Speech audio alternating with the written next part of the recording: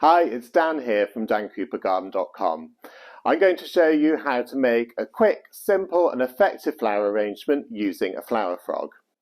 So what is a flower frog? Well, here it is. It is a little disc of lead with brass pins in it. And these have been around for hundreds of years. They were designed for Japanese flower arranging called Ikebana. And they're designed to hold flowers up really straight and exactly where you want them in a vase or bowl.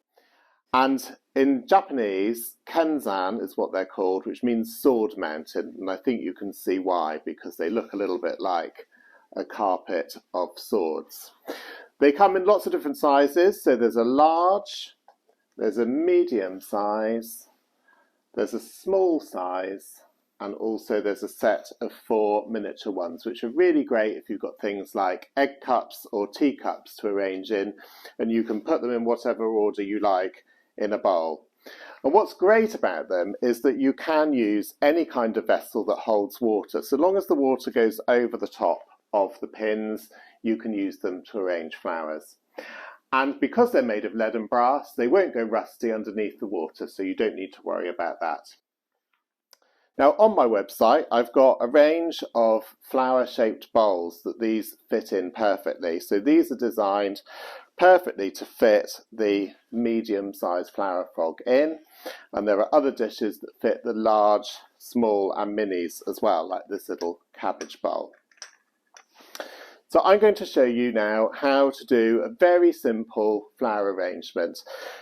The key, I think, to arranging in a flower frog is really to keep it very simple. So these are great arrangements to do if you just have a few stems from your garden, maybe pieces that have broken off or a few things that are looking really good, but you don't need lots and lots of flowers. So start off with a bowl, any bowl, so long as it's deep enough to get the water over the top of the spikes. And I'm just going to add some water to this one now, like so, just over the top. And that's it. Now that will sit very securely because it's heavy, it'll sit securely in the bottom, so you can use some quite tall elements. Now the style of flower arranging that suits flower frogs is all about sort of celebrating the individual form of the flowers. So don't be afraid to pick things from the garden that are maybe a little bit bendy or not as perfect as in a conventional flower arrangement, because you want to see all the twists and turns. So I've got a little bit of pheasant berry here. Key thing with all the stems that you use is just to cut them off flat on the bottom, because that will help them sit a bit better. And I'm going to do this a little bit over to the side, because naturally this pheasant berry would dangle like that, and that's the shape I'm looking for.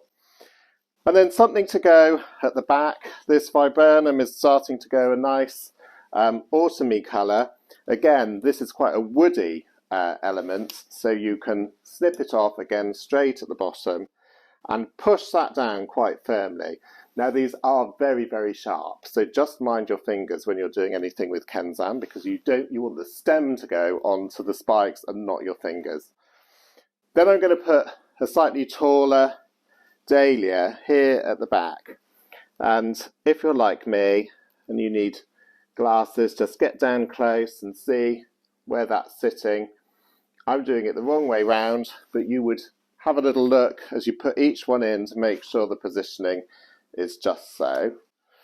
Another one of the same, that's just going to go a little bit off to an angle there, and one more. And really, what have we used so far? We've used 5 different stems so far, so barely anything. You wouldn't miss these from the garden.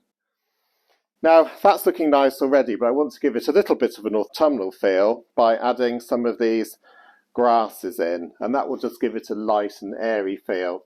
So I'm going to pop one in here, just spiking it gently onto the spikes. There we go. And I love this one in particular because of the shape that all of these drying leaves have gone. They've just started to curl round, and that's all that this is about. It's about celebrating those interesting shapes that you get.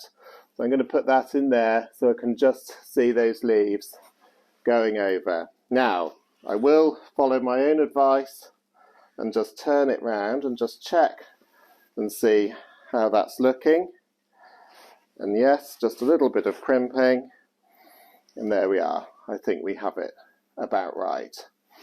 And if you've got even shorter stems, like these ones here, you can arrange those in the smaller ones, but they very much do suit the shorter stems, and you can make a nice arrangement in that with just a few little bits. Not everybody likes to see the flower frog, and you can cover the flower frog with gravel or with some pebbles or something attractive, but I like to use a little bit of curly parsley from my allotment, and you can just tuck that in around the bottom. I'm going to use a few bits. You could use moss as well for this if you wanted to. Just tuck that around, making sure, it's a lovely smell by the way, making sure that the stems are in the water. Go in quite tight with it and do it quite densely, and then you won't be able to see any of the workings underneath if you don't want to. One last little bit here at the front. And they look like they're sort of rising out of a bed of moss now. So there we go. So the flower frogs and the flower bowls are available from a range at dancoopergarden.com. Thank you for watching, and I'll see you next time.